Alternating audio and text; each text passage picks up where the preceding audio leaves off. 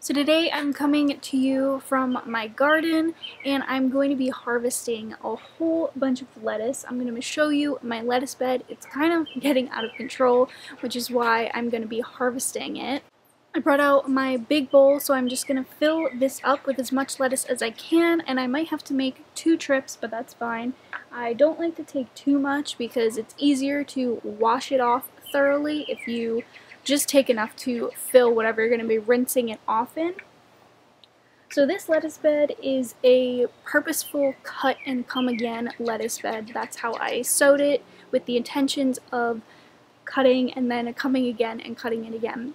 Lettuce can be grown 2 different ways. The first is when you let the lettuce heads form and then you just harvest them once they're fully formed, but then you only get 1 harvest. So the cut and come again method is kind of letting the lettuce not fully mature. It also prevents it from going to seed, which will let you get longer and more harvests from your lettuce. So the cut and come again method is basically what it says. You cut some of the outer leaves, the biggest ones first, and then new ones are encouraged to grow. So normally I don't let the bed get this full because when it gets this crowded, the leaves tend to wilt because they're too crowded. There's not enough airflow. So I have a lot of harvesting to do, so come and harvest with me. You can see just how full this bed is. I mean, there's just so much lettuce in here. So the first thing I'm going to do is actually spray it with a hose because it just knocks off all the initial bugs, any spiders, things like that off, so that my job is easier to rinse everything off, because when you grow organically, bugs are just going to be on your food. That's just how it is. So I'm going to initially spray it with a hose and then start harvesting.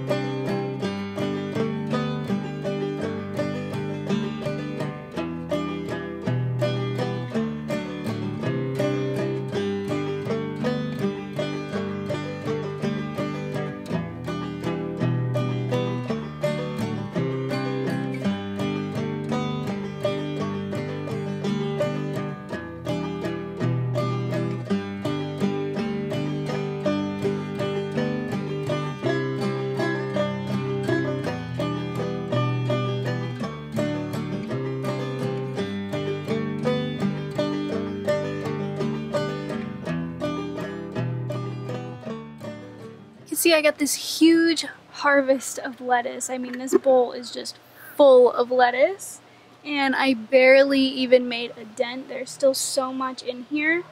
I could probably come and thin it all again, but I'm gonna let it go. So now we've got this big bowl of lettuce, and you don't have to have a salad spinner in order to do this.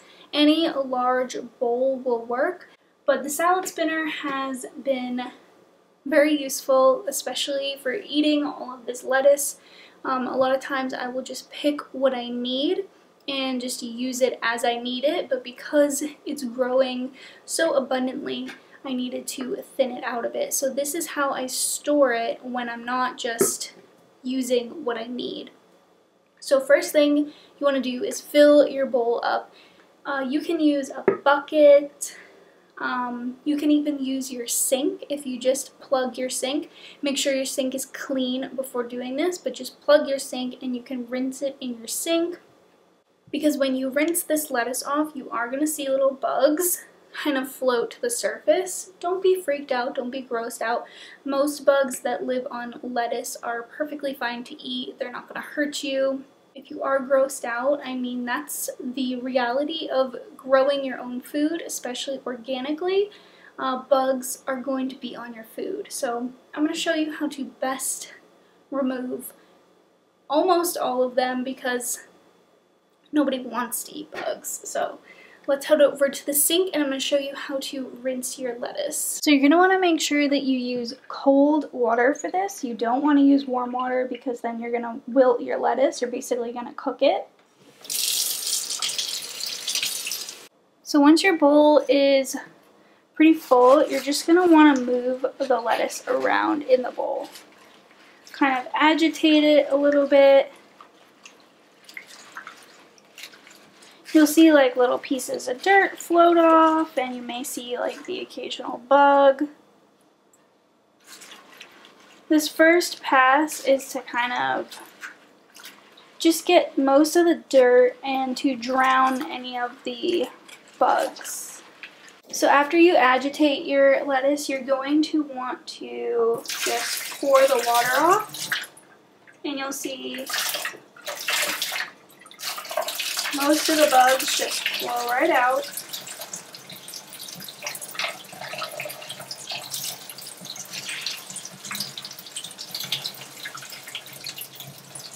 So I'm actually going to half this lettuce just because it is much easier to rinse it when there is less lettuce to rinse. So yeah, I'm just going to take some out and rinse it in a double batch.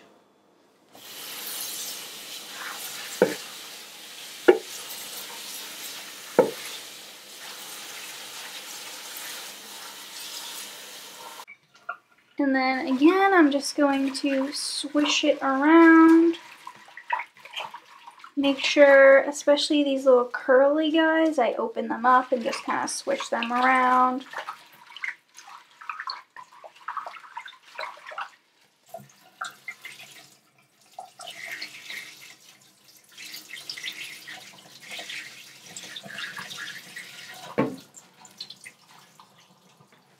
So for the last rinse, I'm just going to add a splash of white vinegar.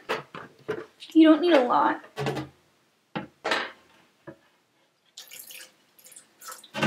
Just a little splash will do. So then I'm going to get some paper towels and I'm just going to lay them out. And like I said, I don't do this very often because I don't like to waste the paper towels, but this is a method that definitely works if your garden is overflowing like mine is. And then I just take the lettuce leaves and kind of swish them around in the water and lay them on the paper towel.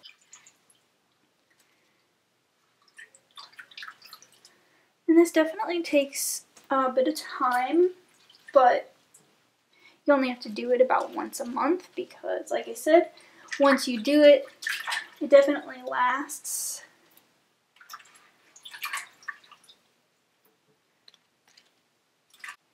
And I just stack them on top of each other a little bit. I don't really do more than 2 rows, and then I come with the other paper towel.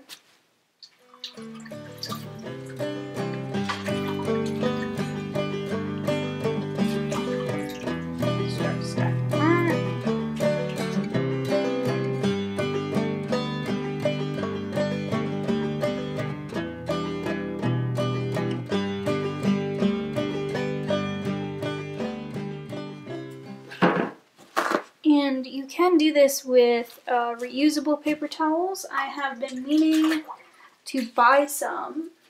I really only use paper towels for this purpose, but I haven't got around to buying any yet.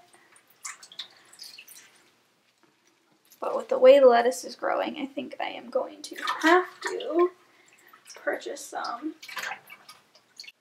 And this is not a new method. I didn't make this up. I've seen people store their lettuce like this. This is how my mom stores her lettuce. This is how my grandma stores her lettuce. So it's not new. So once you have your tiers of lettuce, you want to come in with a Ziploc bag. And these are definitely reusable. I reuse these things all the time. And you're gonna just like gently roll your lettuce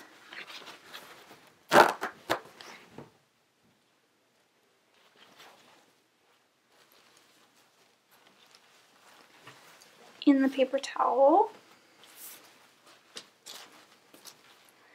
and then put it in the bag.